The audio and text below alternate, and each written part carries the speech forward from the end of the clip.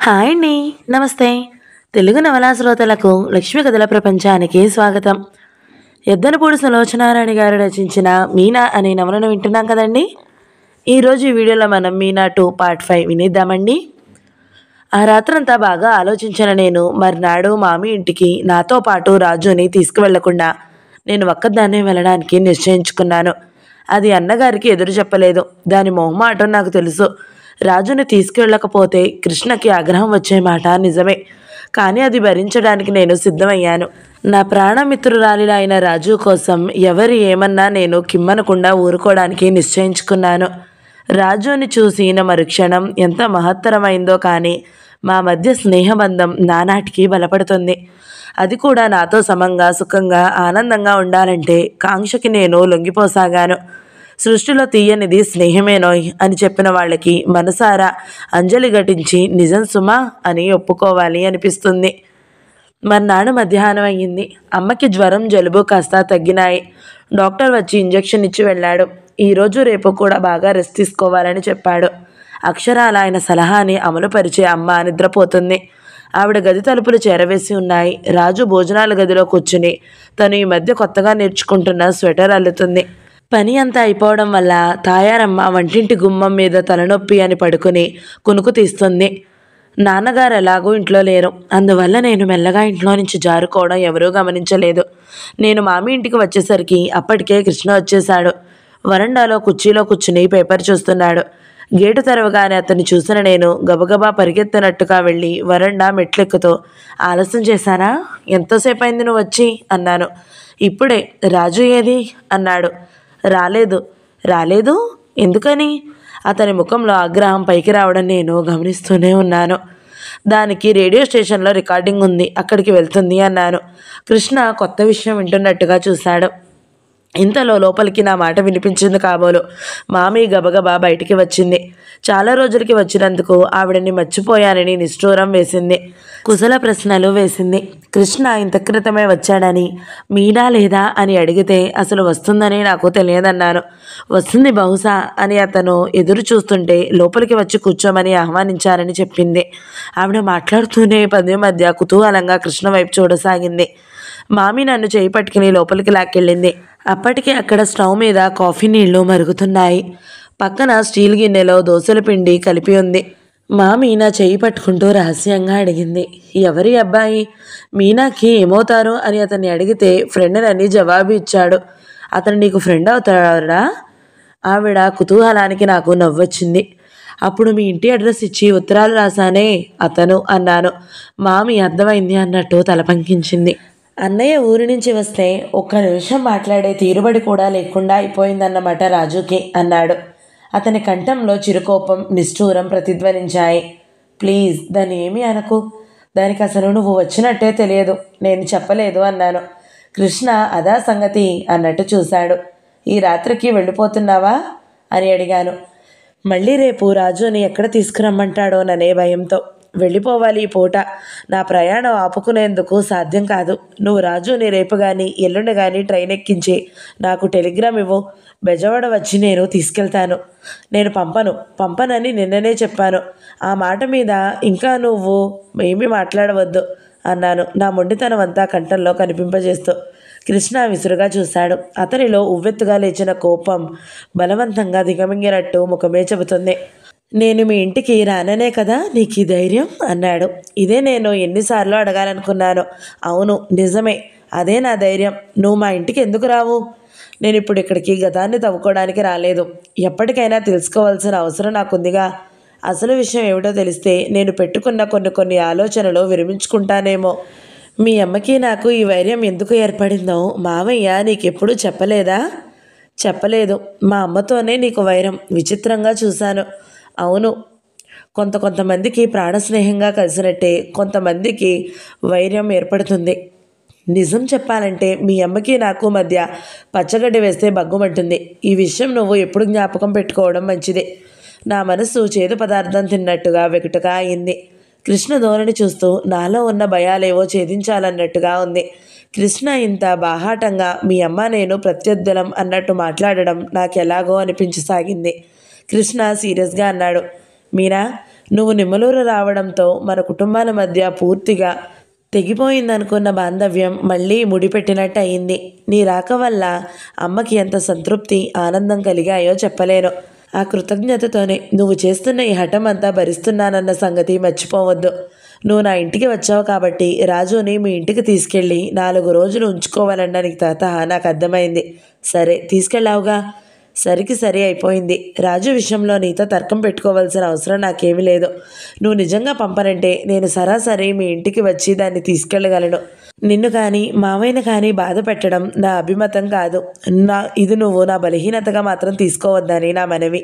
ఆ ముఖంలో కనిపిస్తున్న తీవ్రతకి, అతని మాటల వెనుక ప్రతిధ్వనిస్తున్న నిర్మోహమాటమైన హెచ్చరికలకి నేను క్షణంసేపు నిజంగానే తికమకపడ్డాను.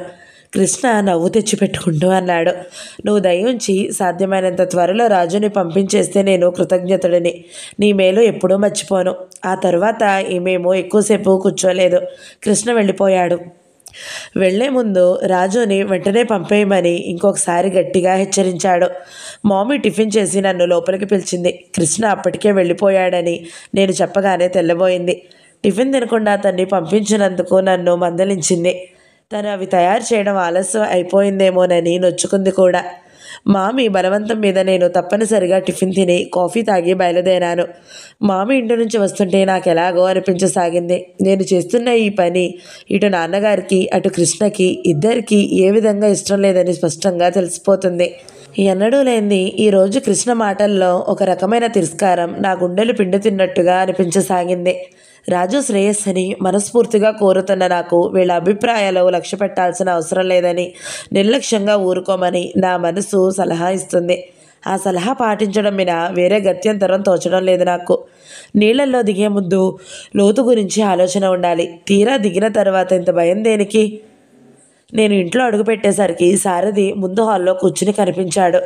ఇది వరకు అతను మా ఇంటికి రావడానికి ఒకవేళ అంటూ ఉండేది. అతనికి ఎంత స్వతంత్రం ఉందా, ముందు ఫోన్ చేసి తను వస్తున్నానని తెలియజేస్తే కానీ వచ్చేవాడు కాదు.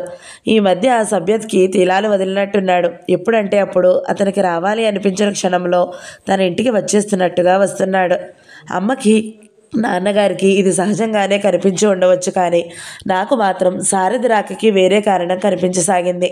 అతను మా ఇంటికి వచ్చి చాలాసేపు అయినట్టుగా అతనికి ఎదురుగా ఉన్న టీపాయ్ మీద యాష్ ట్రేలో పడి ఉన్న సిగరెట్ పీకలే సాక్ష్యం చెబుతున్నాయి.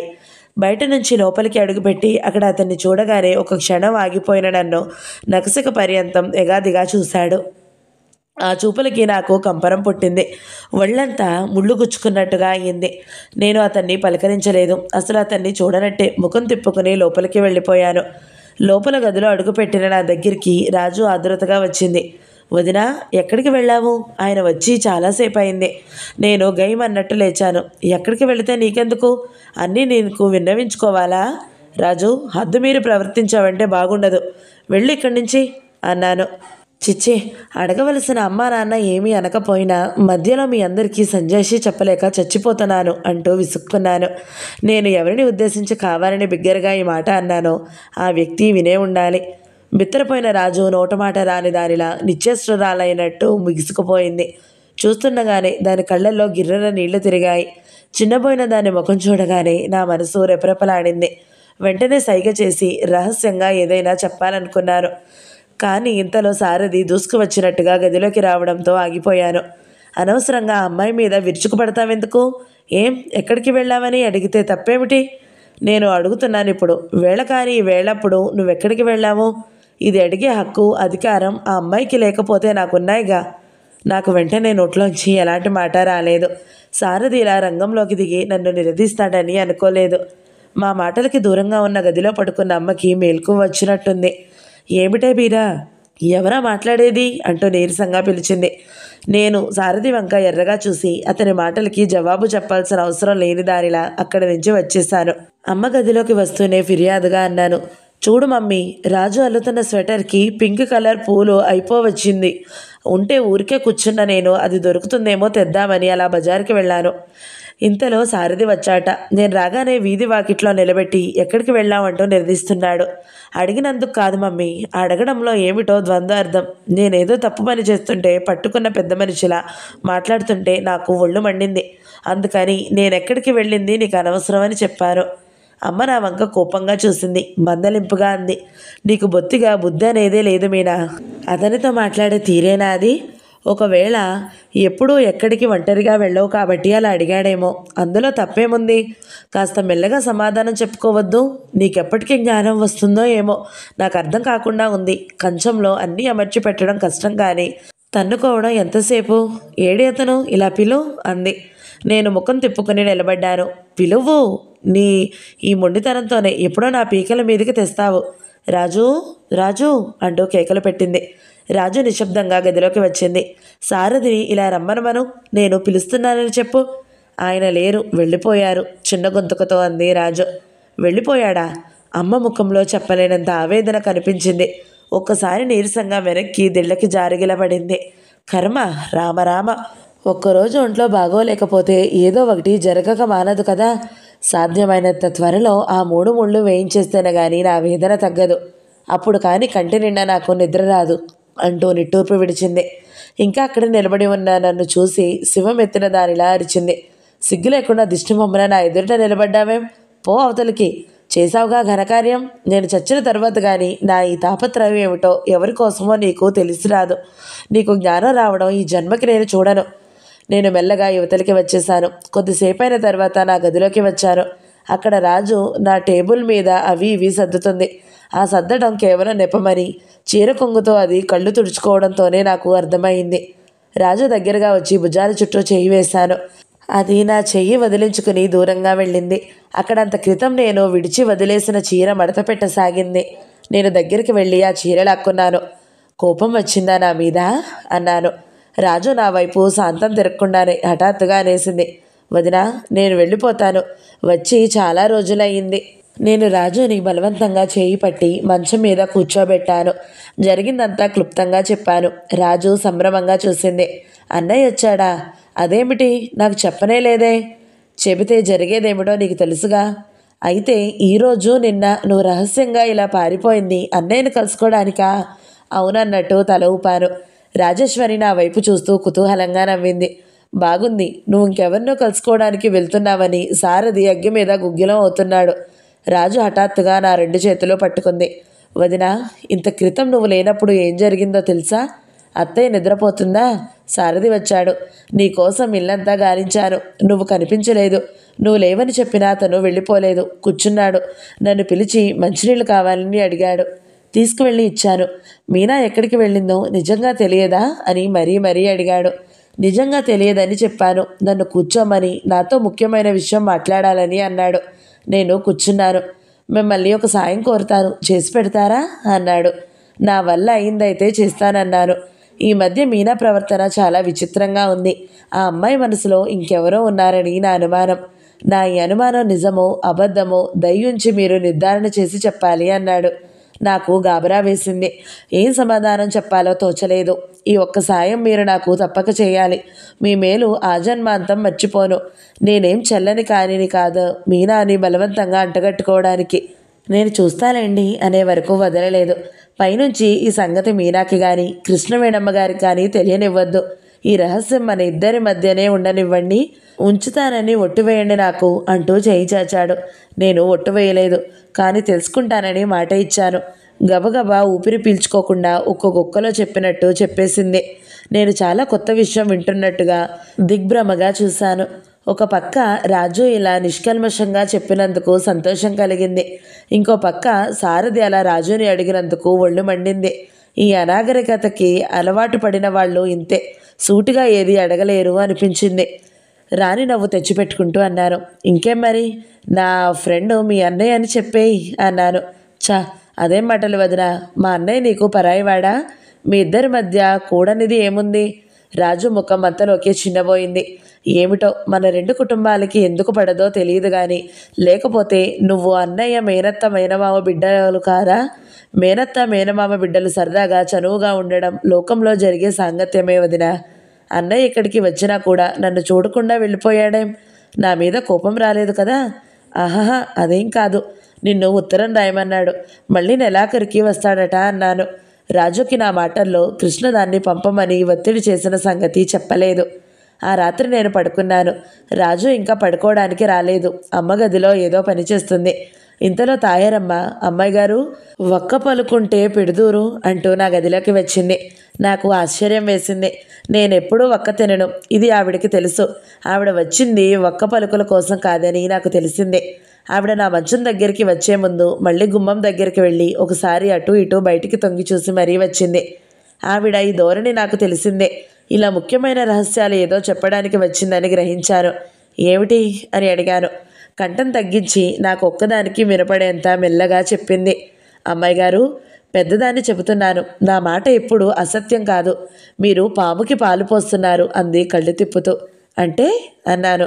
మీరు నా మాట విని తక్షణం ఆ రాజేశ్వరిని ఇంట్లోంచి పంపేయండి అంది. ఏమైంది? ఏమైందని ఇంకా మెల్లగా అడుగుతున్నారు? కొంపలు అంటుకుపోతుంటే అసలు విషయం ఏమిటో చెప్పండి. విసుక్కోకండి మరి. పెద్దముండని మీ ఉప్పు పులుసు తిన్న విశ్వాసం ఉంది కాబట్టి ఇలా చెబుతున్నాను. మధ్యాహ్నం మీరు అలా బజారుకి వెళ్ళారా? అల్లుడు గారు వచ్చారు. కునుకు తీద్దామని గడప మీద తలపెట్టుకుని పడుకున్నానే కానీ కంటికి నిద్ర పట్టలేదు. అల్లుడు గారు మీరు లేరంటే వెళ్ళిపోవచ్చునా? వెళ్ళిపోలేదు. పోనీ మీకోసం చూస్తున్నారేమో అనుకుంటే ఏ పుస్తకమో పుచ్చుకుని కూర్చోవచ్చా? అది లేదు. ఆవిడ గారిని మంచినీళ్ళు కావాలని అడిగారు. మంచినీళ్ళు తీసుకువెళ్ళిన మహాతల్లి ఎంతకీ రాదే. నేను నిద్రపోతున్నానని అనుకుంది కాబోలు. ఏం చేస్తుందో చెప్పమా అని మెల్లగా లేచి వెళ్ళి చూశాను. ఇద్దరూ ఏమిటో మాట్లాడుకున్నారు. అల్లుడు గారు ఏమిటో గాని చేయి చాచి ఒట్టివేయమంటున్నారు. ఆ కులుకులాడి వగలుపోతూ తల తిప్పుతోంది. చేయి తిప్పుతూ కంఠం తగ్గించి అతరహస్యంగా చెబుతున్న ఆవిడ ధోరణికి నాకు పక్కుమని నవ్వు వచ్చింది. కానీ ఎలాగో నిగ్రహించుకున్నాను.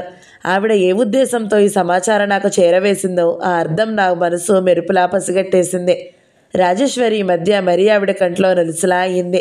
ఇన్నాళ్ళు స్వామి భక్తి పారాయణతతో అమ్మ మనసు గెలుచుకుని ఆవిడ దగ్గర తన మినహా ఇంకెవరూ అలాంటి స్థానం సంపాదించుకోలేరని అతిశయంగా ఉంటూ వచ్చిన ఆవిడకి రాజేశ్వరి రాక గొడ్డలు పెట్టు అయింది. రాజేశ్వరి నిజంగా దిక్కు మొక్కు లేని పిల్లని ఇంట్లో శాశ్వతంగా ఉండిపోతుందని ఆవిడ భయం.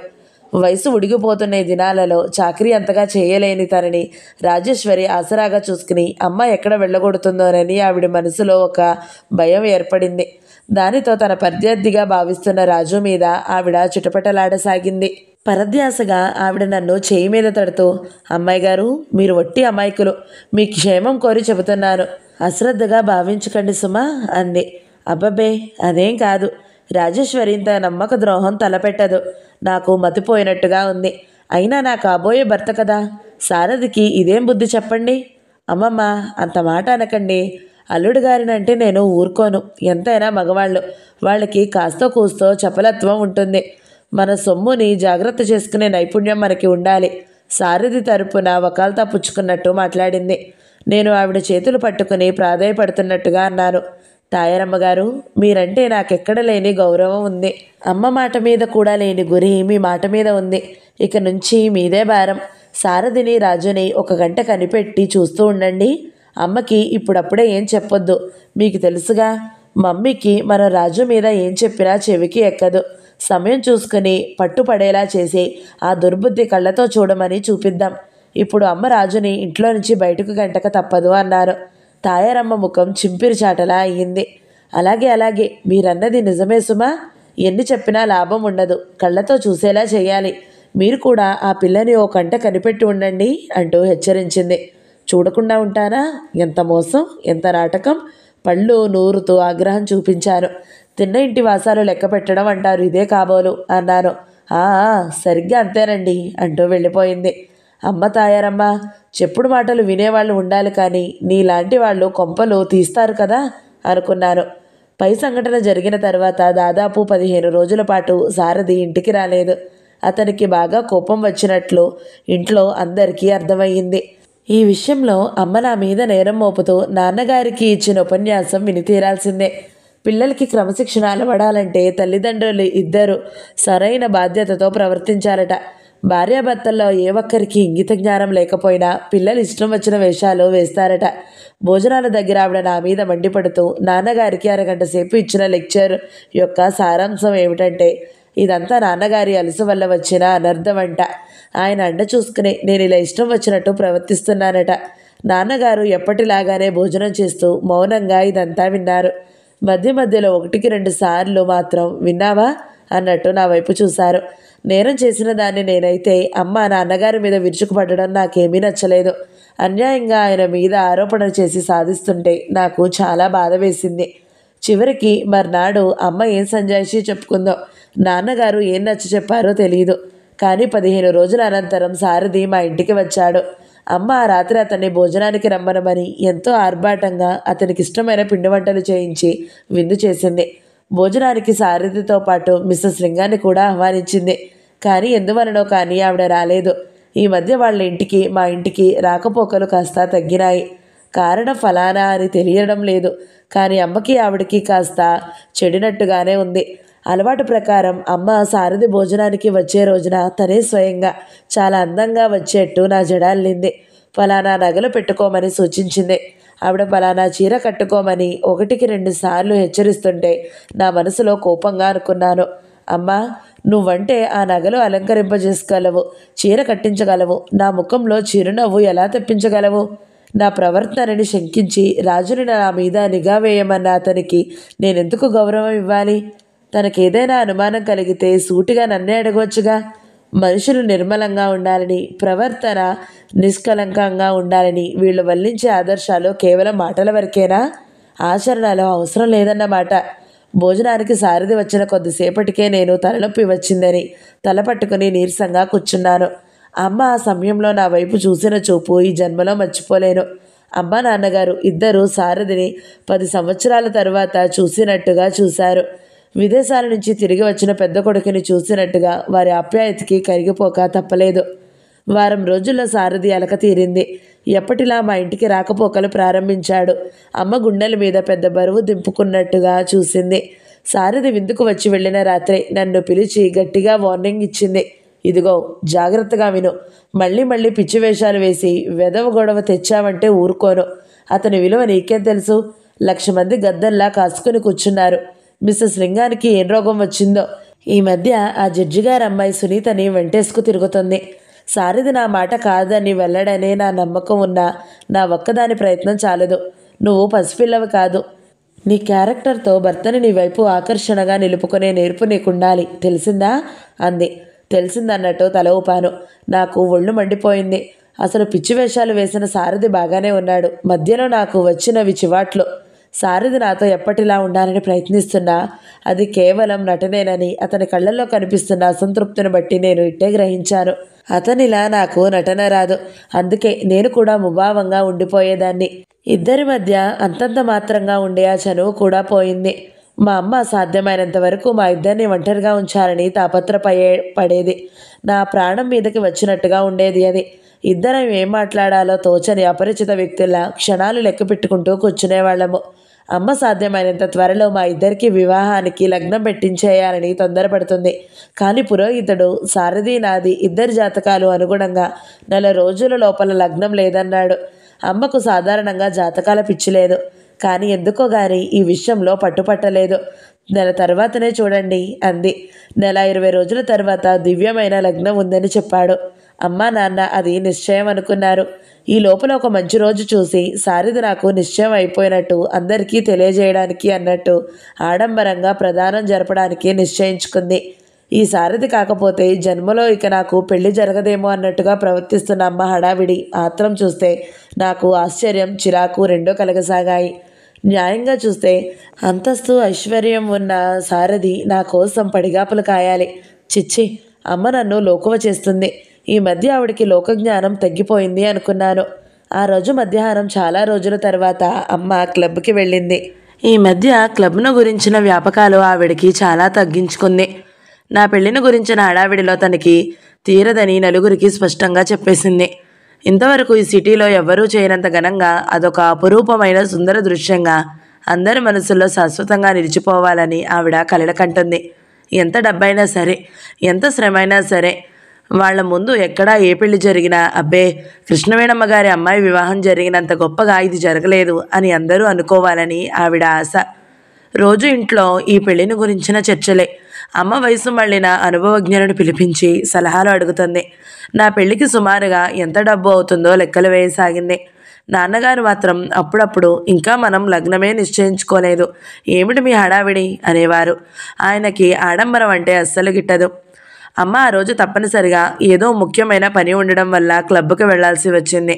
నేను రాజు ముందు హాల్లో కూర్చున్నాము. నేను ఫిలింఫేర్ తిరగవేస్తున్నాను. రాజేశ్వరి స్వెటర్ పూర్తి చేస్తుంది. మళ్ళీ పెళ్లి దగ్గర పడితే ఇది పక్కన పడి అశ్రద్ధ అయిపోతుందని దీని భయం. అందుకే ఏ కాస్త సమయం దొరికినా అది చేతిని పట్టుకుని కూర్చుంటుంది. స్వెటర్ అల్లుతున్న రాజు అంది, వదినా, అన్నయ్యకి ఉత్తరం రాసి ఎన్ని రోజులైంది, ఇంతవరకు జవాబే రాలేదు అంది. కృష్ణ ఇక్కడికి వచ్చిన వెంటనే రాజు చేత నేను ఉత్తరం రాయించాను. అందులో ఇక్కడ తనకి బాగానే ఉన్నట్టు, ఇప్పట్లో తనకి పెళ్లి ఇష్టం లేదని, ఆ మాటే తలపెట్టవద్దని కోరుతూ రాయించాను. అదే కవరులో నేను కూడా కృష్ణకు రాసిన ఉత్తరం జతపరిచాను. నా ఉత్తరంలో కృష్ణని మన్నించమని కోరాను. ఒక్క నెల రోజుల వ్యవధి ఇమ్మని, అప్పటికి రాజుకి నేనేం చూడలేకపోతే నిమ్మలూరు పంపిస్తానని రాశాను. కావాలని నేను ఆ ఉత్తరం బ్రతిమిలాడుతున్నట్టుగా రాశాను. ఆ ఉత్తరాలు అందినవో లేవో, కృష్ణ దగ్గర నుంచి ఎలాంటి సమాధానం రాలేదు. అతనికి ఏ అభిప్రాయంతో ఉత్తరం రాశామన్న సంతృప్తి, అతని దగ్గర నుంచి జవాబు రాలేనందుకు ఆతృత కలుగుతున్నాయి నాకు. ఇంతలో వాకిట్లో కారు వచ్చి ఆగిన శబ్దం వినిపించింది. అదిగో అత్తయ్య వచ్చేసినట్టుంది అంది రాజు. కానీ లోపలికి వచ్చిన వ్యక్తి అమ్మ కాదు, సారథి. సారథిని చూడగానే రాజు చప్పున అల్లుతున్న సామాను తీసుకుని లోపలికి వెళ్ళబోయింది. నేను రాజు చీరకొంగు గట్టిగా పట్టుకున్నాను. అది నా వంక వదలమన్నట్టు చూసింది. దాన్ని కూర్చోమన్నట్టు నేను కళ్ళతోనే అర్థించాను. రాజు ఇబ్బందిగా చూసి కూర్చుంది. సారథి వచ్చి మాకెదురుగా ఉన్న సోఫాలో కూర్చున్నాడు. వెంటనే రాజు వైపు చూస్తూ అనేశాడు, రాజేశ్వరి, మీరు కొంచెం లోపలికి వెళ్తారా? నేను మీనాతో మాట్లాడాలి. రాజు బెదిరిన లేడిలా తల ఊపింది. నా చేతిలో ఉన్న కొంగు లాక్కుని చప్పున అల్లిక సామాను తీసుకుని 4 అంగల్లో వెళ్ళినట్టుగా లోపలికి వెళ్ళిపోయింది. నా చెంపల్లో వెచ్చటి రక్తం ఒక్కసారిగా పొంగుకు వచ్చింది. దాన్ని అలా బలవంతంగా నోరుమొహమాటంగా పంపేసినందుకు నాకు కోపం వచ్చింది. వెంటనే హేళనగా ఏదైనా అనేదాన్ని. కానీ అమ్మ హెచ్చరికలు గుర్తుకు రావడంతో పళ్ళు బిగబెట్టుకుని ఆగిపోయాను. సీరియస్గా ఒళ్ళో ఉన్న పుస్తకంలో చూస్తూ కూర్చున్నాను. మీనా, నేను నిన్ను సూటిగా ఒక ప్రశ్న అడుగుతాను. నిర్మోహమాటంగా జవాబు చెప్పాలి నువ్వు. నేను ఏమిటి అన్నట్టు చూశాను. సారథి గొంతు సవరించుకున్నాడు. నేనంటే లక్ష్యం ఉందా నీకు? 4-5 రోజుల్లో మనకి ప్రదానం జరగబోతుంది. నువ్వు నాతో వివాహానికి మనస్ఫూర్తిగా ఒప్పుకున్నట్టేనా? నేను మాట్లాడలేదు. మీనా, నువ్వు చిన్నపిల్లవి కాదు. విషయం సూటిగా చెప్పడం మనిద్దరి భవిష్యత్తులకి మంచిది. వివాహం ఒకనాటి మాట కాదు, 100 ఏళ్ల పంట. మొదట మీ ఉద్దేశం ఏమిటో చెప్పండి అన్నాను. మొట్టమొదట ప్రశ్న వేసింది నేను. సమాధానం చెప్పాల్సింది నువ్వు. నీ జవాబు విన్న తర్వాత నీకేమైనా సందేహాలుంటే నేను తప్పకుండా తీరుస్తాను. మనిద్దరం కాబోయే భార్యాభర్తల్లా కాకుండా ఈ ఒక్క నిమిషం స్నేహితుల్లా మాట్లాడుకుందాము. నేను క్షణం సేపు ఆలోచించాను. తరువాత నిదానంగా అన్నాను, నాకు తెలియదు. మీరు అడిగింది నాకు అర్థమైంది. కానీ నేను జవాబు స్పష్టంగా చెప్పలేను. ఎందుకంటే నేను ఏనాడు నా కళ్ళతో చూడను. నా అభిప్రాయంతో దేని గురించి విలువ కట్టలేను. నాకు చేత కాదు. అమ్మ కళ్ళతో చూస్తాను. అమ్మ అభిప్రాయం నాదిగా స్వీకరిస్తాను. ఈ ఒక్క విషయంలోనే కాదు, నేను చిన్నప్పటి నుంచి అంతే. అమ్మకి ఏది మంచిది అయితే నాకు అదే మంచిదిగా కనిపిస్తుంది. ఉదాహరణకి నేను కట్టుకున్న ఈ చీర చూడండి. ఇంత పెద్ద గళ్ళు, వీటి మధ్య పువ్వులు నాకు బాగుండవు. షాపుకు వెళ్ళినప్పుడు ఈ చీర చూడగానే అబ్బా ఎంత గాడిగా ఉంది అని అసహించుకున్నాను. కానీ అమ్మ ఈ చీరే సెలెక్ట్ చేసింది. ఈ రంగు, డిజైన్ అద్భుతంగా ఉన్నాయంది. ఇప్పుడు చూస్తే నాకు కూడా అలాగే అనిపిస్తున్నాయి. చీరైనా అంతే, మీరైనా అంతే. అమ్మ మీరు నాకు తగిన వ్యక్తి అని నిర్ణయించింది. నేను కూడా మనస్ఫూర్తిగా నిజమనుకుంటున్నాను. సారథి విముఖుడైనట్టుగా చూశాడు. అంతే తప్ప నీకు ప్రత్యేకమైన అభిప్రాయం ఏదీ లేదన్నమాట. అభిప్రాయం అంటే నా మీద ఇష్టాలు నాకు తెలియదు. అయినా చీరలు కొనుక్కోవాలంటే, నగలు పెట్టుకోవాలంటే ఇష్టాలు ఉండాలి. అవి మనకి నచ్చుతాయా లేదా అని చూసుకోవాలి. పెళ్ళికి ఇష్టాలు ఎందుకు? అయినా చిన్నవాళ్ళమైనా మనకేం తెలుస్తుంది? మన పెద్దవాళ్ళు చూస్తారు. అంతస్తులు, ఐశ్వర్యాలు తూకం వేస్తారు. సరికి సరి అంటే జోడు కుదిరినట్టే అంటాను. అవునా కాదా? సారథి చెప్పలేదు. పెద్దగా నిట్టూర్పు మాత్రం విడిచాడు. ఇదేనా మీరు అడిగే ముఖ్యమైన విషయం? అవును, నీరసంగా తల ఊపాడు. భలేవారే, నేనింకా ఏమిటా అనుకున్నాను. ఈ మాత్రానికేనా ఈ రాజు లోపలికి వెళ్ళమని తరిమేశారు? నేను ఇంకా మీరు ఎవరినైనా ప్రేమించారని, ఈ పెళ్లి ఇష్టం లేదని, ప్రదానం రద్దు చేయించమని అమ్మతో చెప్పమంటారు అనుకున్నాను. మీ ధోరణి చూసి నాకు అలా అనిపించింది. సారథి అదిరిపడ్డట్టు చూశాడు. నేను లేచి రాజును పిలవడానికి లోపలికి వచ్చేశాను. ఆ మధ్యాహ్నం నాతో మాట్లాడిన తర్వాత సారథికి ఏమైందో ఆ దేవుడికే తెలియాలి. అతను మా ఇంటికి రావడం మానలేదు. ఒక విధంగా చూస్తే ఇంకా ఎక్కువైందనే చెప్పాలి. కానీ వచ్చినప్పుడల్లా ఏదో విధంగా సాకు కల్పించుకుని రాజుతో మాట్లాడేవాడు. నేను ఎదురుగా ఉంటే దాని మీద ఎక్కడ లేని శ్రద్ధ కనపరిచేవాడు. నేను చూస్తుండగానే దాని చెయ్యి లాక్కుని చూస్తూ, మీ వేళ్ళు ఎంత అందంగా ఉన్నాయి అని ప్రశంసించేవాడు. జడ కొంచెం వదులుగా వేసుకుంటే మీకు ఇంకా బాగుంటుంది. ఎప్పుడు లేత రంగు చీరలే కొంటారేం? ముదురు రంగు కూడా కట్టుకోండి, చాలా బాగుంటాయి అని సలహాలు ఇచ్చేవాడు. సారథి మనసులో ఉద్దేశం ఏమిటో నాకు స్పష్టంగా అర్థం కాలేదు. కానీ అతని ఈ ప్రవర్తన వెనుక ఇంకేదో ఉద్దేశం దాగి ఉందని మాత్రం నేను గ్రహించాను. రాజు మాత్రం అతని చేష్టలకి హడిలిపోసాగింది. అతను ఇటు వస్తాడని ఏమాత్రం అనిపించినా లేడీలా అటు నుంచి మాయమైపోయేది. ఒకరోజు సారథి చివరికి అడిగేశాడు, మీనా, నీ స్నేహితురాలతో నేను అలా చనువుగా ఉంటే నీకేమీ అనిపించదా? నేను అమాయకంగా చూశాను. బాగుంది, ఏమనిపిస్తుంది? నాకేమీ అనిపించలేదే. సారథి నా వంక అయోమయంగా చూశాడు. నీకెప్పుడు నా మీద కోపం రాదా? ఎందుకు రాదు? ఏ కారణం వల్లనైనా మీ ఉద్యోగం పోతే ఒళ్ళు మండుతుంది.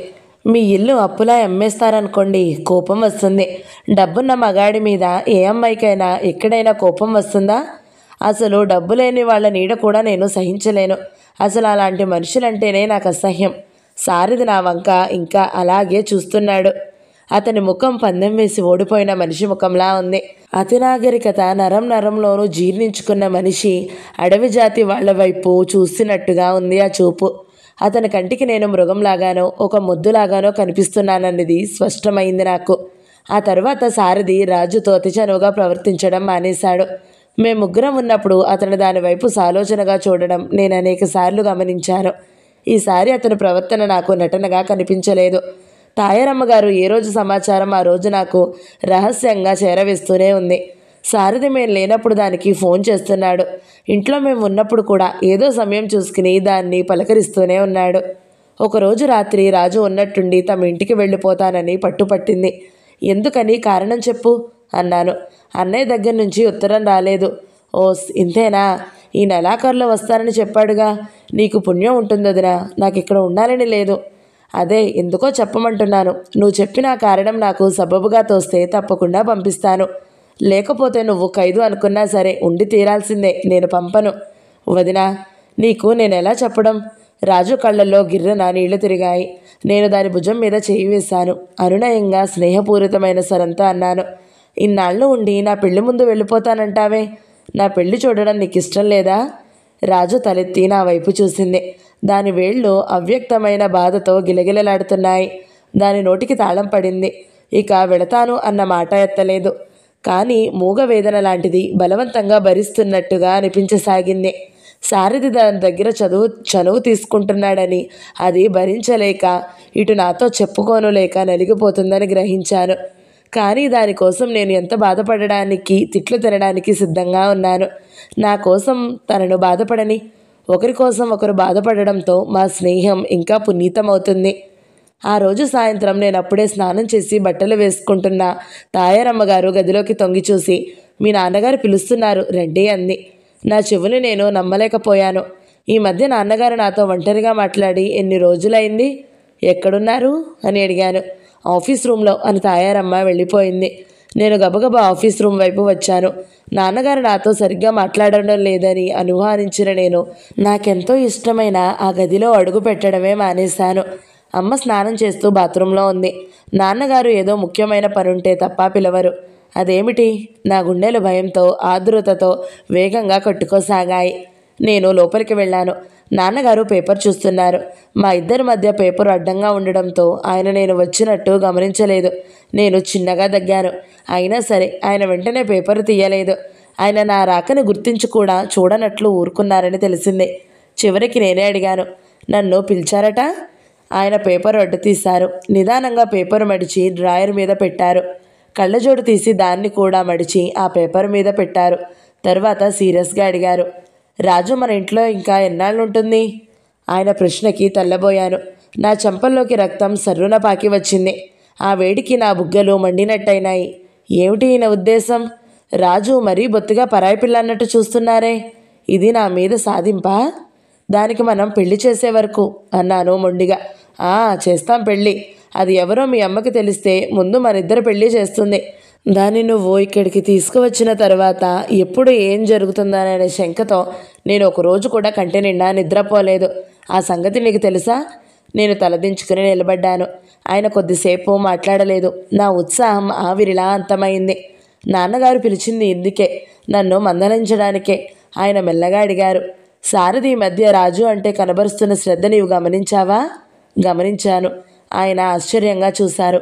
గమనించావా? అయితే తెలిసి కూడా నిమ్మకు నీరెత్తినట్టు మెదలకుండా చూస్తూ కూర్చున్నావా? ఏం చేయను? సారథిని నేనేమీ అనలేను. ఇందులో రాజును నిందించడానికి దాని దోషం ఏమీ లేదని నాకు తెలుసు. నాన్నగారు క్షణంసేపు నా వైపు చూశారు. తరువాత అతిమార్ధవమైన కంఠంతో నన్ను పిలిచారు. మీనా, ఇలారా. నేను టేబుల్ పక్క నుంచి ఆయన దగ్గరగా వెళ్ళి నిలబడ్డాను. ఆయన నా చేయి మీద చేయి ఆనించారు. అమ్ములు, నువ్వు నా బంగారు తల్లివి. నా మనసు కష్టపెట్టవని నాకు తెలుసు. కమలం పిల్లల్ని నేనంత అభిమానిస్తానో నీకు తెలుసుగా.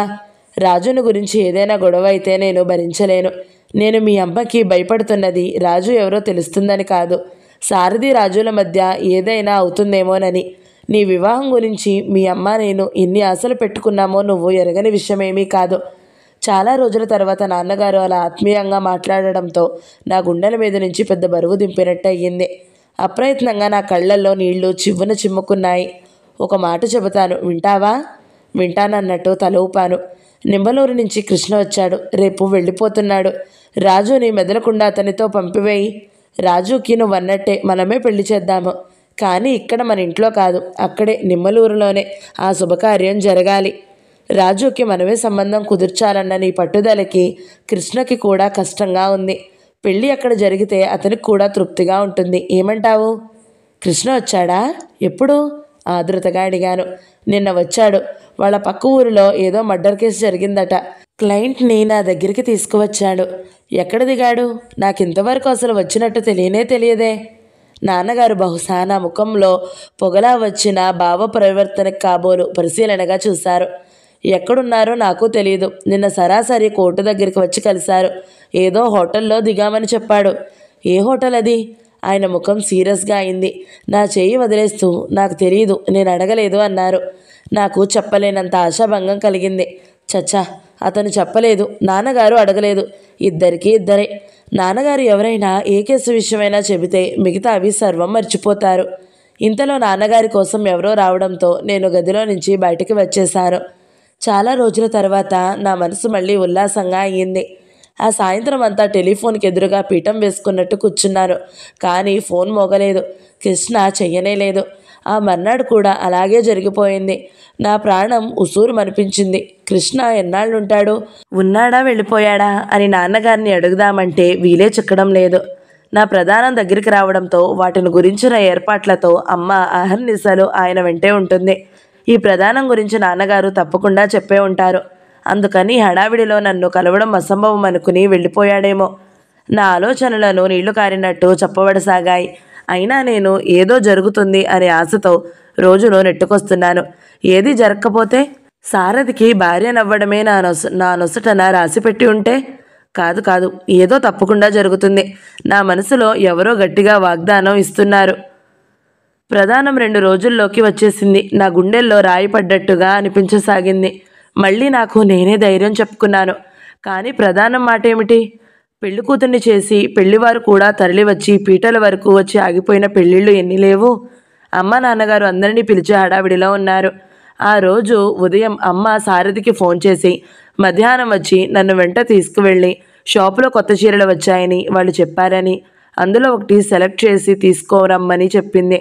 అదే చీర నేను ప్రధానం నాడు కట్టుకోవాలట. అమ్మ సారథితో మాట్లాడేటప్పుడు విని తీరాల్సిందే.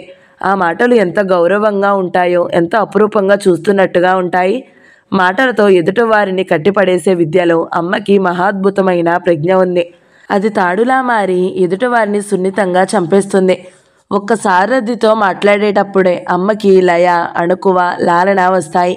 మాలో ఎవరితో మాట్లాడేటప్పుడు అవి మచ్చుకు కూడా ఉండవు. అమ్మ హృదయంలో సారథి ఒక ప్రత్యేకమైన స్థానం సంపాదించుకున్నాడని మా అందరికీ తెలుసు. అతనిలో ఆ ప్రత్యేకత ఏమిటో మాత్రం ఎవ్వరికీ తెలియలేదు. అమ్మ ఆదేశించినట్లుగానే సారథి వచ్చాడు. నేను సాధ్యమైనంత వరకు తాత్సరం చేయడానికి నిశ్చయించుకున్నాను. నేను లేనప్పుడు కృష్ణ దగ్గర నుంచి ఎక్కడ ఫోన్ వస్తుందోనని భయం. తాయారమ్మని ఫోన్ వస్తే తీయమని, నా కోసం ఎవరైనా అడిగితే చెప్పున నాకు వచ్చి చెప్పమని పురమాయించి పైకి వెళ్ళాను. అరగంటలో అయ్యే ముస్తాబుని తీరికగా గంట చేసి కిందకి వచ్చాను.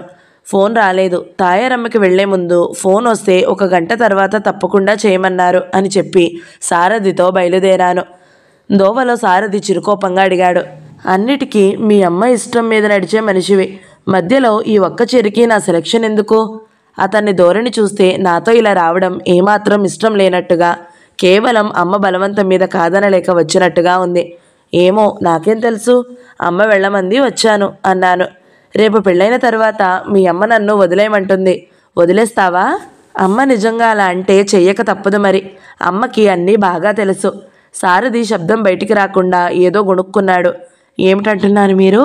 నాకు వినిపించలేదు అన్నాను. ఏం లేదు అన్నాడు. మా కారు జంట నగరాల మొత్తం మీద అత్యంత అధునాతనంగా ఉన్న ఒక బట్టల షాప్ ముందు ఆగింది. ఇద్దరం దిగి లోపలికి వచ్చాము. షాపు నిండా జనం ఉన్నారు. కిటకిటలాడుతున్నట్టుగా ఉంది. షాపు యజమాని మాకు బాగా తెలిసిన మనిషి. మమ్మల్ని చూడగానే సాదరంగా లోపలికి ఆహ్వానించాడు. షాపులో పనిచేస్తున్న సేల్స్ గర్ల్స్ని చూపించి చీరలు తెచ్చి మా ముందు పడేశాడు. నాకు చూసిన ప్రతి ఒక్కటి బాగున్నట్టుగానే ఉంది. మళ్ళీ పరీక్షగా చూస్తే ఏ ఒక్కటి నచ్చలేదు. షాప్లోకి వచ్చి గంట అయింది. సారథి బాగున్న దానికి నేను వంకలు చూపించాను. నాకు నచ్చిన వాటికి అతను తిరస్కరించాడు. దాదాపు గంట గడిచింది. చీరలు చూపించే అమ్మాయికి విసుగు పుట్టిన ఎంతో ఓపికగా ఇంకా ఇంకా తెచ్చి చూపిస్తున్నారు. చివరకు నెమలి పింఛపు రంగు చీర ఒకటి సెలెక్ట్ చేశాను. విసుగు పుట్టిన సారథి బాగుంది అనేశాడు. నాకు తెలుసు అమ్మకి ఆ రంగు ఇష్టం ఉండదు. ఒకసారి నాన్నగారు ముచ్చటపడి నాకు ఈ రంగులో పరికిణీ బట్టలు తెస్తే అది బాగాలేదని పని మనిషికి ఇచ్చేసింది. ఈ రంగు అంటే తనకెంత అసహ్యమో గంటన్నర సేపు చెప్పింది. అప్పుడు సారథి సెలెక్ట్ చేశాడంటే కాదన్నదని నా గట్టి నమ్మకం. అప్పుడు ఆ ఇష్టం ఏమైపోతుందో అడగాలని నా సంకల్పం. చీర తీసుకున్నాము. సారథి ప్యాక్ చేయించి డబ్బులు చెల్లించడానికి కౌంటర్ దగ్గరికి వెళ్ళాడు. నేను బయటికి వస్తుండగా అప్పుడే లోపలికి అడుగు పెడుతున్న ఒక వ్యక్తిని నా దృష్టి ఆకట్టుకుంది. అతను నన్ను చూడలేదు. ఇంకోవైపు వెళ్ళబోతున్నాడు. చెంగులా లేడీలా అతని దగ్గరకు పరిగెత్తి అతని చెయ్యి పట్టుకున్నాను. ఉలిక్కిపడ్డట్టుగా కృష్ణ నన్ను చూడగానే తెల్లబోయాడు. అతని కళ్ళల్లో సంభ్రమాశ్చర్యాలు దోబూచులాడినాయి. నువ్వా? ఎంత అదృష్టం అన్నాడు. ఎంత దొంగవి నువ్వు! వచ్చి 3 రోజులైతే నన్ను కలవాలని చూడలేదు. కనీసం ఫోన్ అయినా చేయలేదు. అతని కనుబొమ్మలు ముడిపడ్డాయి. బాగుంది ఈ నేరారోపణ. మావయ్యకి ఫోన్ నంబర్ ఇచ్చి నిన్ను ఒకసారి చేయమని చెప్పి నేను ఎదురు చూస్తుంటే ఈసారి కనుబొమ్మలు ముడికి వేసుకోవడం నా వంత అయ్యింది. నాన్నగారికి చెప్పాడా? ఆయన ఏం తెలియనట్టు ఊరుకున్నారే? చూసి చూసి విసుగు పుట్టి ఇక చేయమని నిర్ధారణ చేసుకున్నాను. ఏమీ తోచకపోవడంతో ఇలా మధు వాళ్ళకి బట్టలేమైనా తీసుకుందామని వచ్చాను. నేను రాజు రాసిన ఉత్తరాలు అందాయా? అందినాయి. అంతలో సారథి అక్కడికి వచ్చాడు. ఎవరు అని అడిగాడు. అతని ముఖం తీక్షణంగా ఉంది. ఇతను కృష్ణ తడబడ్డాను. చిన్ననాటి స్నేహితులం కృష్ణ ఎలాంటి తొట్రపాటు లేకుండా జవాబు చెప్పాడు. ఇతను సారథిని పరిచయం చేశాను. నా పేరు కృష్ణ. కృష్ణ నవ్వుతూ అతన్ని తాను పరిచయం చేసుకుంటూ చేయి చూపాడు. సారథి అయిష్టంగా చేయి అందుకుని కరచాలనం చేసి వదిలేశాడు. ఇద్దరూ ఒకరిని ఒకరు నిశ్చితంగా పరీక్షించుకోవడం నేను గమనిస్తూనే ఉన్నాను. వాళ్ళిద్దరూ అలా చేతులు కలుపుకొని ఒకరికి ఒకరు చురుగ్గా చూసుకుంటే నాకు గమ్మత్తుగా అనిపించింది. క్షణం సేపు ఏం మాట్లాడాలో ఎవరికీ తెలియనట్లుగా మౌనంగా నిలబడిపోయాము. మీ పని అయిపోయి వెళ్తున్నట్టున్నారు. వస్తాను నేను. కృష్ణ ఇద్దరి దగ్గర సెలవు తీసుకుని వెళ్ళిపోయాడు. సారథి బయటికి నడిచాడు. నేను యాంత్రికంగా అతన్ని అనుసరించాను. హఠాత్తుగా నా మనసు ఎలాగో అయ్యింది. 2 రోజుల నుంచి అతని ఫోన్ కాల్ కోసం ఎదురు చూస్తున్నాను నేను. అతను ఈ విధంగా ఇలా కనిపించి అలా వెళ్ళిపోతుంటే నాకు ఎలాగో ఉంది. సారథి వెళ్ళి కారులో కూర్చున్నాడు. నేను కూడా డోర్ తెరిచి కూర్చోబోయాను. నాకెందుకో కానీ ఇప్పుడు ఇలా వెళ్ళిపోతే కృష్ణ మళ్ళీ కంటికి కనిపించడేమోనని అనిపించింది. ఆ భయంతోనే కారులో కూర్చోబోతున్న దాన్నల్లా హఠాత్తుగా ఇప్పుడే వస్తాను అంటూ సారథి సమాధానం కోసం చూడకుండా తిరిగి షాప్లోకి పరిగెత్తాను. కృష్ణ బట్టలు చూస్తున్నాడు. నేను అతను చేయి పట్టుకుంటూ ఆదురతగా అడిగాను, ఎక్కడ ఉంటున్నావు నువ్వు? తాజ్ హోటల్లో. రూమ్ నెంబర్ ఎంత? కృష్ణ చెప్పాడు. సరే, నేను సరిగ్గా 4 గంటలకి నీ రూమ్కి వస్తాను. ఆ రూమ్లో ఇంకెవరైనా ఉంటే ఆ టైంకి అవతలికి పంపించాయి. నీతో నేను ఒక ముఖ్యమైన విషయం మాట్లాడాలి. మీనా, ఇప్పుడు ఇంకేం చెప్పొద్దు, వస్తా, బాయ్. గబగబా అనేసి నేను బయటికి వచ్చేశాను. షాపుకి ఎదురుగా కారు నిలిపి అందులో కూర్చుని ఉన్న సారథికి బహుశా నేను కృష్ణ చేయి పట్టుకుని మాట్లాడడం కనిపించే ఉంటుంది. స్టీరింగ్ బిగించినట్టుగా గట్టిగా పట్టుకుని కూర్చుని ఉన్న అతని ముఖంలో క్రోధపు ఛాయలు తొంగి చూస్తున్నాయి. నేను కూర్చుని డోర్ వేసినా అతను కార్ స్టార్ట్ చేయలేదు. ఏమిటి ఆ మాట్లాడింది? ఏం లేదు. ఎవరతను? చెప్పానుగా, కృష్ణ అని. మీ ఇద్దరికి ఎలా పరిచయం? చెప్పాడుగా, చిన్ననాటి స్నేహితులమని. అది నన్ను కవర్ చేయడానికని తెలుస్తూనే ఉంది. ఆ మాత్రం గ్రహించలేని ఫోన్ని అనుకున్నావా? వెనుక కారు ఒకటి వచ్చి ఆగింది. మా కారు అడ్డుగా ఉండడంతో హారన్ బొయ్ బొయ్యమని వినిపించింది. సారథి కార్ స్టార్ట్ చేశాడు. అతని పాదం యాక్సిలేటర్ని కసితో గట్టిగా తొక్కినట్టు కారు రివ్వున బాణంలా దూసుకుపోయింది. ఆ రోజున ఎక్కడా ఏ యాక్సిడెంట్ జరగకపోవడం కేవలం మా ఇద్దరి అదృష్టమనే చెప్పాలి. కారు సరాసరి మా ఇంటికి కాకుండా నేరుగా అతని ఇంటి ముందు వచ్చి ఆగింది. సారథి కారు అప్పు చేశాడు. సీరియస్గా అన్నాడు, మీనా, నీతో చాలా ముఖ్యమైన విషయం మాట్లాడాలి. దిగి లోపలికి రా. నేను ఇబ్బందిగా చూశాను. ఇప్పుడా? నేను ఇంటికి త్వరగా వెళ్ళాలి. ఆ అడిగేదేదో ఇక్కడే అడగకూడదు. ఇక్కడ కూర్చుని మాట్లాడడం బాగుండదు. నువ్వు దిగి లోపలికి రాకపోయావంటే మీ అమ్మతో ఇప్పుడే నీ బాల్య స్నేహితుడి గురించి చెప్పి అతనికి నీకు ఎలాంటి పరిచయమో అది ఎంతవరకో తేల్చుకుంటాను. అతని బెదిరింపుకి నాకు ఒళ్ళు మండింది. అతను అడగబోయే ముఖ్యమైన సంగతి ఏమిటో నాకు తెలుస్తూనే ఉంది. ఇప్పుడు కారులో అయినా అక్కడ ఇంట్లో అయినా ఎక్కడ చెప్పబోయే సమాధానమైనా ఒక్కటే. నేను దిగాను. సారథి ముందు, నేను వెనక. ఇద్దరం అతని డ్రాయింగ్ రూమ్లో అడుగుపెట్టాము. గుమ్మంలో అడుగుపెట్టగానే ఇద్దరం ఒకేసారి ఆగిపోయాము. అక్కడ సోఫాలో తలపట్టుకుని రాజేశ్వరి కూర్చుని ఉంది. సారథిని చూడగానే లేచిన రాజేశ్వరి అతని వెంట వచ్చిన నన్ను చూసి గతుక్కుమన్నట్టుగా చూసింది. దాని కళ్ళు కంగారుతో భయంతో రెపరెపలాడినాయి. ఒక్కసారి ముఖం పాలిపోయింది. రాజేశ్వరి, నువ్వా? సారథి ఆశ్చర్యపోయాడు. నేను ఎందుకు వచ్చానంటే వాక్యం పూర్తి చేయలేక ఆగిపోయిన దాని కంఠం వణికింది. 1 నిమిషం ఎవరు ఏం మాట్లాడాలో తెలియనట్లు ఆగిపోయాము. చివరికి సారథి తనే అన్నాడు, కూర్చో. నాకు ఈ మధ్య మతిమరుపు ఎక్కువైపోతుంది. ఇంత క్రితం నిన్ను రమ్మనమని చెప్పిన సంగతి మర్చిపోయాను అంటూ నా వైపు తిరిగి, మీనా, రాజుని నేను ఇక్కడికి రమ్మనమని కోరాను. తను బాగా ఎంబ్రాయిడరీ చేసింది కదూ. డోర్ కర్టెన్స్ తెద్దామని, ఏ గుమ్మానికి ఏ కలర్ కావాలో వచ్చి చూడమని చెప్పానన్నాను. నేను అలాగా అన్నట్టు చూశాను. రాజేశ్వరి కూర్చోలేదు. నేను తర్వాత వస్తాను మళ్ళీ అంది. దాని ముఖం చూస్తే పెయింట్ అయి పడిపోతుందేమో అనిపించింది. ఇంతలో బయట నుంచి మిస్టర్ సారథి అంటూ వినిపించింది. సారథి బయటికి వెళ్ళాడు. నేను రాజుని ఏమీ అడగలేదు. కనీసం దాని సంగతి అయినా చూడలేదు. కానీ అదే భయపడుతున్న దానిలా అంది, వదినా, నీకు పుణ్యం ఉంటుంది. నన్ను తక్షణం ఇంటికి తీసుకువెళ్ళు. నా కళ్ళు తిరుగుతున్నాయి అంది. ఎందుకని రాజు? నేను అనుమానంగా అని దాని చేయి పట్టుకున్నాను. ఇంతలో సారథి లోపలికి వచ్చాడు. నా కోసం ఆఫీస్ వాళ్ళు వచ్చారు. ఒక్క 10 నిమిషాలు మీ ఇద్దరు లోపల కూర్చుంటారా? ఓహో, ఇంటికి వెళ్తున్నాం అన్నాను. 10 నిమిషాలేగా అన్నాడు. సారథి చూపులన్నీ రాజు మీదనే ఉన్నాయి. ఓహో అన్నాను. రాజేశ్వరి కట్టెలను సెలెక్ట్ చేస్తానంది అన్నాడు. తర్వాత వస్తుంది. సాయంత్రం తప్పకుండా రావాలి మరి. ఏం, వస్తావా? తప్పకుండా అనడంతో ఏదో దందో అర్థం వినిపించింది. రాజు వస్తానన్నట్టు తల ఊపింది. మీనా, సాయంత్రం తప్పకుండా రాజుని పంపు. లేకపోతే వద్దులే, నేనే మీ అమ్మగారికి ఫోన్ చేస్తా. సారథి మరీ చెప్పాడు. అతని ముఖంలో ఆందోళన బాగా కనిపిస్తుంది. సారథి నాతో మాట్లాడాలన్న ముఖ్యమైన సంగతి పూర్తిగా మర్చిపోయినట్టే ఉన్నాడు. రాజు నేను ఇద్దరం కలిసి బయటికి వచ్చాము.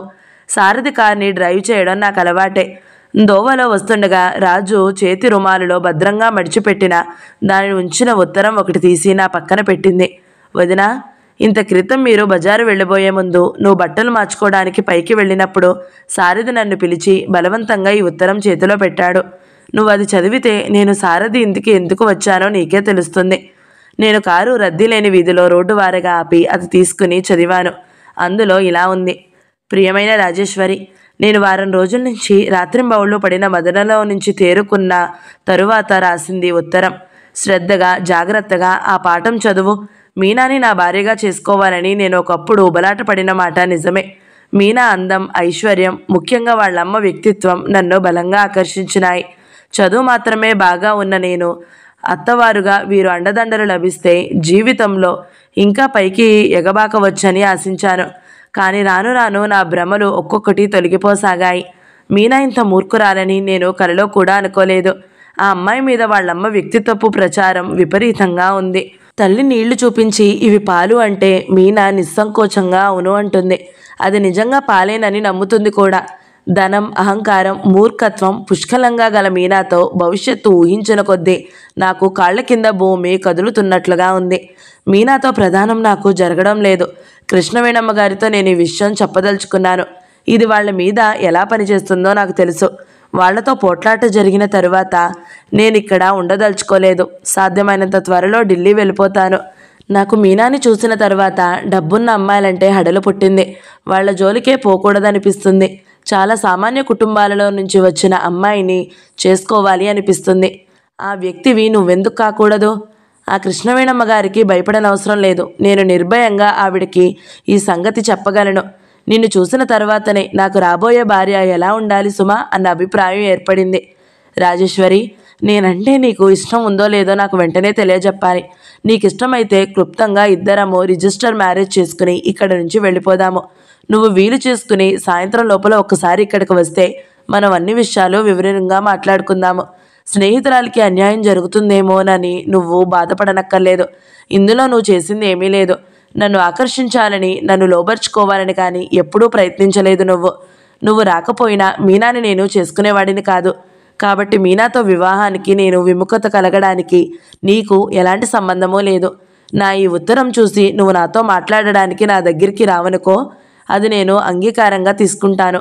ఈ సాయంత్రమే కృష్ణవేణమ్మ గారితో ఈ విషయం చెప్పి నువ్వు కూడా ఒప్పుకున్నావంటాను. నువ్వు వచ్చి మాట్లాడకపోతే సంపూర్ణంగా నా అభ్యర్థనని మన్నించి ఇష్టపడినట్టే అనుకుంటాను. ఈ ఉత్తరం ముగిస్తున్నాను. ఉంటాను, నీ సారథి. చదవడం పూర్తి చేసి నేను నిట్టూర్పు విడిచాను. జాగ్రత్తగా మడిచి ఆ జేబురు మరలో భద్రపరిచి రాజు చేతికిచ్చాను. అది నిటారుగా కూర్చుని రోడ్డు వైపు చూస్తుంది. ఏమిటి నీ ఆలోచన అన్నాను. నన్ను తక్షణం నిమ్మలూరు పంపేయి. నువ్వేం తప్పు చేశావని? నీకు తెలియదు. రాజు నా వైపు తిరిగింది. కళ్ళల్లో మళ్ళా నీళ్లు తిరుగుతుండగా అంది. వదినా, నిమ్మలూరులో ఆ పెళ్లి గొడవ మూలంగా పట్నం వచ్చి నీ దగ్గర సరదాగా ఉంటే ఆ బాధంతా మర్చిపోగలను అనే నమ్మకంతో వచ్చాను. ఇలాంటి విపరీతమైన సంఘటనలు ఎదురవుతాయి అంటే చచ్చినా వచ్చేదాన్ని కాదు. ఇందులో నా పొరపాటు ఏదీ లేదని నువ్వు నమ్ముతావా వదినా? దానికి దుఃఖం వచ్చేసింది. నేను రాజు తనని నా భుజం మీదకి లాక్కున్నాను. ఏమిటో పిచ్చితనం, ఇందులో నీ పొరపాటేం లేదని స్వయంగా సారథే ఒప్పుకుంటున్నాడుగా. నాకేమిటో చాలా భయంగా ఉంది. ఒక్క మాట చెప్పు, విషయం ఇంత దూరం వచ్చిన తర్వాత నన్ను ఒంటరిగా వదిలేసి వెళ్ళిపోతావా? నేనుంటే ఇంకా సమస్యలు తలెత్తుతాయి. ఎత్తని ఏం జరిగినా నీ మంచికే అని నమ్ముతాను నేను. ఈరోజు ఈ ఉత్తరం చూడడం వల్ల నా మనసు ఎంత తేలికగా ఉంటుందో తెలుసా? వదినా, నీ మాటలు నాకేం అర్థం కావడం లేదు. ఒక్క 2 రోజులు ఓపిక పట్టు, నువ్వే తెలుసుకుందువు గాని. పిచ్చి పిచ్చి ఆలోచనలు మానేసి ధైర్యంగా ఉండు. ఏది, ఉంటానని మాట ఇవ్వు. నేను చేయి చాచాను. రాజు నా చెయ్యి వెనక్కి లాక్కుంది. నేను మారినట్టు మాట ఇవ్వలేదు. మీనా 2 పార్ట్ 5 సమాప్తం. ఈ వీడియో మీకు నచ్చినట్లయితే లైక్ చేయండి, షేర్ చేయండి, మంచి కామెంట్ పెట్టండి. ఎవరైనా మొదటిసారి మన ఛానల్ని చూస్తున్నట్లయితే సబ్స్క్రైబ్ చేసుకోవడం మాత్రం మర్చిపోకండి. Thank you so much for watching.